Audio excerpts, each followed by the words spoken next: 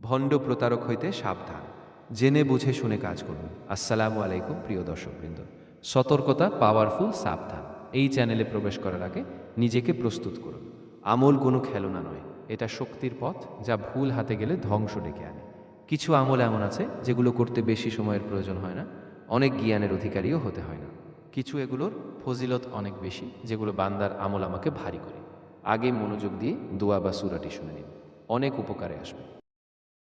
اللهم إني ظلمت نفسي ظلما كثيرا ولا يغفر الذنوب إلا أنت فاغفر لي مغفرة من عندك وارحمني إنك أنت الغفور الرحيم।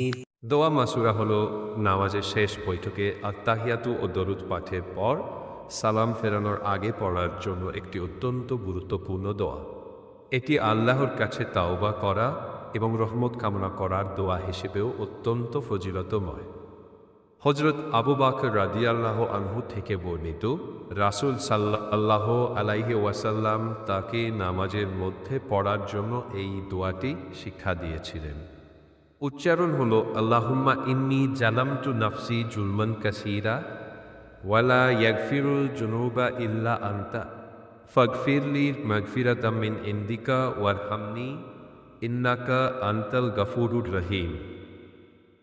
অর্থ হলো, হে আল্লাহ, আমি আমার নিজের ওপর অনেক জুলুম করেছি, আর আপনি ছাড়া পাপ ক্ষমা করার কেউ নেই। অতএব আপনার পক্ষ থেকে আমাকে বিশেষভাবে ক্ষমা করে দিন এবং আমার উপর রহম করুন। নিশ্চয়ই আপনি পরম ক্ষমাশীল, পরম দয়ালু। এরপর দোয়ার ফজিলত ও গুরুত্ব হচ্ছে, প্রথমত এই দোয়ার মাধ্যমে মানুষ নিজের ভুল স্বীকার করে আল্লাহর কাছে ক্ষমা চায়, যা ছোট বড় গুনাহ মাফের একটি বড় উপায়।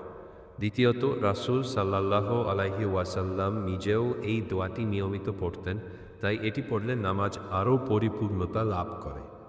তৃতীয়ত, আল্লাহর প্রশংসা, নিজেদের অক্ষমতা প্রকাশ এবং ক্ষমা প্রার্থনার মাধ্যমে আল্লাহর নৈকট্য লাভ করা যায়। চতুর্থত, নিয়মিত এই দোয়া পড়লে শয়তানের কুমন্ত্রণা ও ক্ষতি থেকে সুরক্ষা পাওয়া যায়। আপনি চাইলে আমি এটি পড়ার নিয়ম বা নামাজের অন্যান্য দোয়া সম্পর্কেও আরও বলতে পারি।